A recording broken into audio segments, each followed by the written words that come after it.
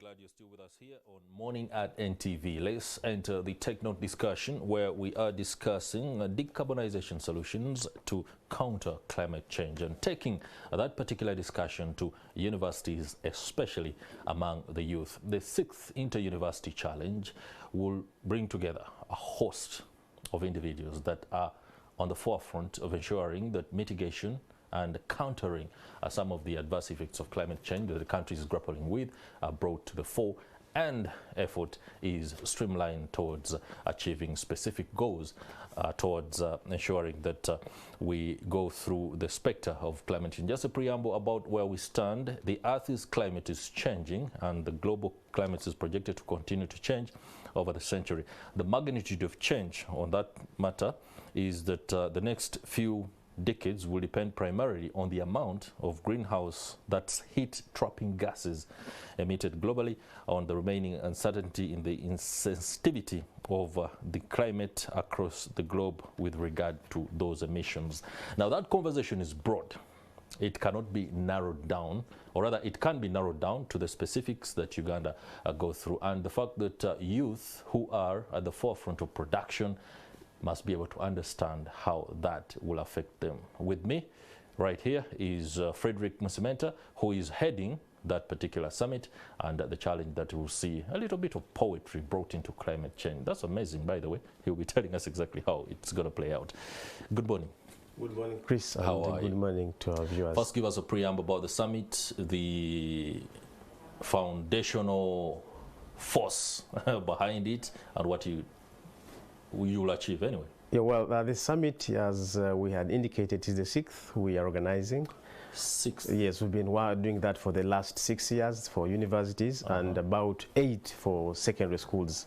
But this year's theme is focusing on climate change. Yeah. We've done human rights, we've done governance. and all those you've been doing different. So this year's theme this time is climate change. I thought it has been climate change, and I was wondering why I wasn't in on this particular. And you are in finally. Okay. Okay. Yeah. So when is it, and what do you mainly look at? How is it going to roll out?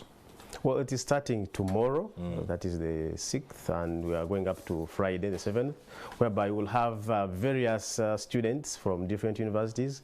We have invited about 30. Actually, some are even arriving from just a while ago. We have Muni in, Kavala is in, Gulu is in, Lila is in, and others are still on their way. So we focused on climate change because, as you can see, it is one of the pertinent issues, a burning issue these days, because climate change is the talk around town, around the world. Because its impact and the effects are being felt by you and I in terms of the weather pattern changes, the food crisis, the fires in Europe and the Americas. So yes, climate change is a big thing and needs to be addressed seriously.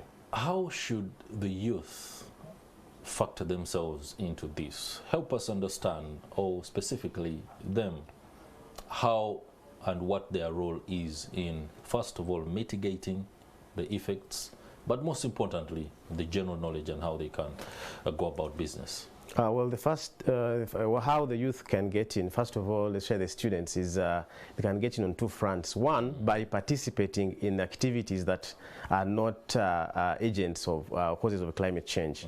Then 2 is they can help in policy formulation and implementation, whereby the students or the young people can influence their leaders to have laws that pro-environment, because as you are aware, we have a lot of environment degradation going on. We have a lot of silting of the swamps and all that. So with these young people coming on board to talk about it and talking to their leaders face to face, that please, it's time we acted against climate change, lest the future will be harsh on us. So that is why we said, no, well, the young people can now come together, discuss this. At the end of the day on Friday, we of course expect to have a communique which we shall share with our leaders. That's right. Yeah, we are going to gather different views on these young people. Of course, there are those who may be pro and those who are not pro the climate change. So that's why we are just getting to tap the views and we get the best and be able to forward them so that these young people act as agents in their institutions of learning and taking part, as you're aware, we shall be doing tree planting, the cleaning of the city in some areas, Yes.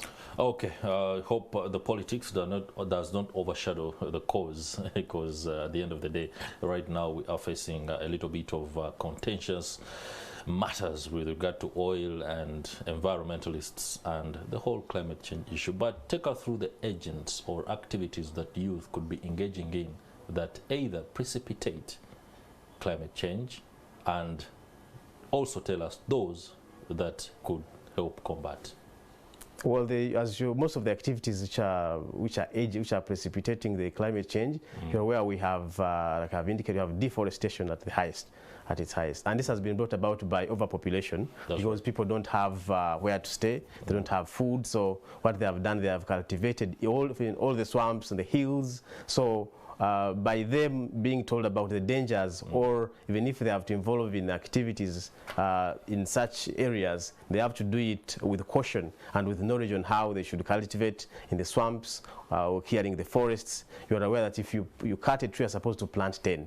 So that is what needs to be done, and to be done in practicability of it, not by theory. So we need to have this done, and that's why we engaged the National Forest Authority to make sure that if they can avail trees to some of these institutions and the young people, they're able to give them, and they go and have these trees planted in their areas where they are studying from.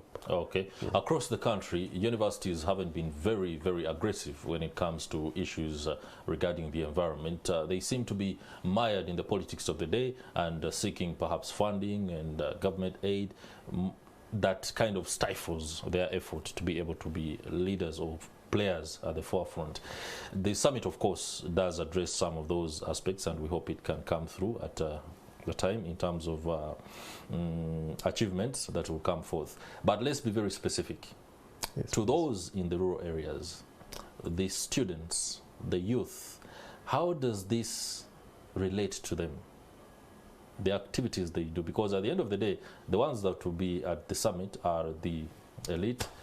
They are studying and they understand climate change, but there is a poor guy out there who could be the one engaged in agriculture and is not figuring out why floods are messing his crops, why the heat is too much this time around, and he hasn't gotten any information at all as to why this is happening. Have you reached out to them?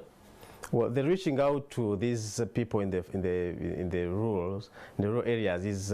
We have used these students as ambassadors. These will be our ambassadors. Because we are coming to have an interaction with them, so that they are able to take the information back home to their villages. Because not all of them come from towns, certainly not. Most of them come from rural areas, just like many of us. So we expect that by them getting to know the dangers and how they can mitigate climate change, they are able to go and discuss with their folks, engage their leaders, the leaders right from the LC1, so that they are able to find solutions to some of these challenges. If, for example, not burning a hill, burning a forest, or deforestation is disastrous, then tell the people, encourage them not to cut trees, and even if they cut, they make sure they plant more than 10 where they have cut one. Okay. Yes, and of course other activities to do with the sand mining, bricklaying, so they need to do that, but with caution. You don't do those on a massive scale, those activities on a massive scale, and expect climate change not to affect you.